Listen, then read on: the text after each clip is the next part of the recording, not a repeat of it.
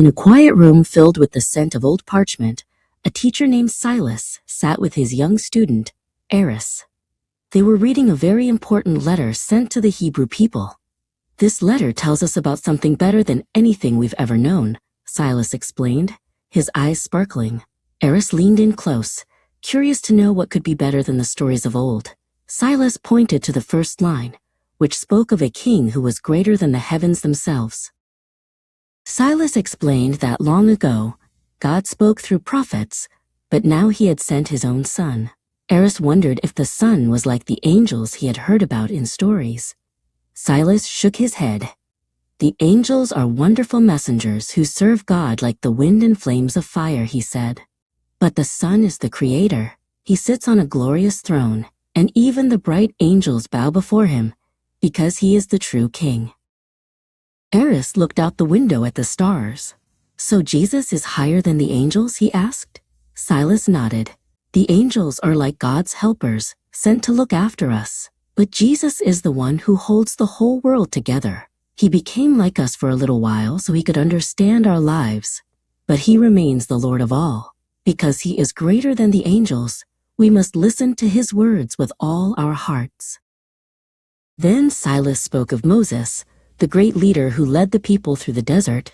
Eris knew that Moses was a hero who had seen the glory of God on a mountain. Silas explained, "Moses was very faithful, like a servant who takes care of a beautiful house. He did everything God asked him to do." Eris pictured Moses standing by the tabernacle, the special tent where the people went to pray, holding his staff and looking toward the clouds. "Moses was a great servant," Silas continued, "but Jesus is the one who built the house. The builder always has more honor than the house itself." Eris began to understand. While Moses was a part of the story, Jesus was the one who wrote it. Silas told Eris that just as Moses led the people toward a land of rest, Jesus leads us into a much deeper rest, where our hearts can finally be still and happy. Next, Silas described the high priests. In the old days, these men wore special robes and colorful gemstones. They went into the temple to ask God to forgive the people's mistakes. "But these priests were only human," Silas said quietly. "They grew old, they made mistakes of their own, and they had to offer sacrifices every single day. They were like a bridge that needed constant repairs." "But Jesus is our great high priest," Silas declared. Eris listened intently. "He doesn't need to offer sacrifices over and over because he is perfect. And the best part is that he knows exactly how we feel when we are sad or tempted. Because he lived as a man, he can reach out and help us with kindness. We can talk to God anytime because Jesus has opened the way for us." Silas then told Eris a mysterious story about an ancient king named Melchizedek. Long before the priests of Moses' time, there was Melchizedek, the king of peace, Silas said. He had no beginning and no end in the stories. He was a priest and a king at the same time. Eris looked at an old drawing in the scroll, seeing the kingly crown and the priestly robes of this man from the distant past. Silas opened the scroll to a new section. "Eris, the old laws were written on stone tablets," he explained. "But the new covenant is different. God said, 'I will put my laws in their minds and write them on their hearts.'" Eris touched his chest, imagining words of love and light glowing inside him. Silas smiled, telling him that now everyone could know God personally, from the smallest child to the oldest teacher. "The priests used to work in a tent called the tabernacle," Silas continued. "It was filled with beautiful things, but it was just a shadow of the real home in heaven." He held up a small oil lamp, and its shadow danced on the wall. "Jesus didn't enter a tent made by human hands. He entered heaven itself to stand before God for us, in a place that is perfect and lasts forever."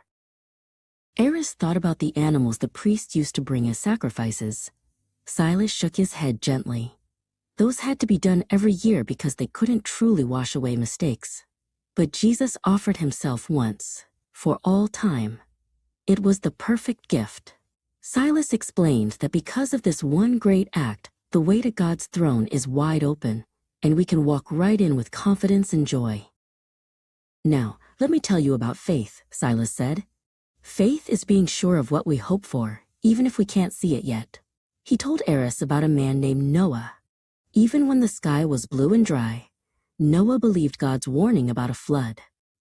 He worked for years, hammering and sawing, building a giant wooden ark to save his family because he trusted God's word more than his own eyes.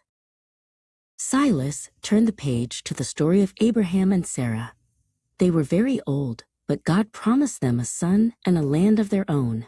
Eris saw a drawing of a tent under a vast desert sky. They lived like travelers in tents, always looking forward to a city with foundations designed and built by God.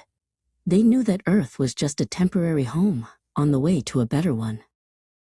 Then there was Moses, Silas said. When he grew up in the palace of Egypt, he could have had all the gold and treasures in the world. But he chose to leave it all behind to help God's people. Eris pictured Moses turning away from a chest of sparkling jewels. Moses knew that being part of God's family was a much greater treasure than anything a king could give him. Silas stood up and led Eris to the balcony. All these people, Noah, Abraham, Moses, and so many others, are like a huge crowd in a stadium, Silas said, waving his hand toward the sky. They are a great cloud of witnesses, watching us from heaven. They finished their journey, and now they are cheering for us as we start ours. Eris looked up, almost hearing the roar of a celestial crowd. So Eris, we must run the race, Silas exclaimed. Eris started to jog in place, laughing. To run well, we have to throw off anything that slows us down, like being selfish or afraid. We keep our eyes fixed on Jesus, who is the champion at the finish line. He endured the hardest part of the race, so that we would never get tired or lose heart. Silas sat back down with Eris. Sometimes the race is hard, and we might trip. God is like a loving father who trains his children.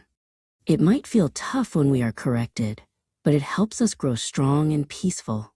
He told Eris that they were part of a kingdom that can never be shaken, no matter how much the world wobbles. Eris felt safe, knowing he was part of something solid. As night fell, a traveler named Waylon knocked on their door, looking for a place to rest. Eris jumped up to fetch a cup of cool water. Silas whispered, "The letter tells us to always show love to strangers, for some have welcomed angels without knowing it." Eris handed the cup to Waylon with a big smile, realizing that the better promise was something he could share with everyone he met.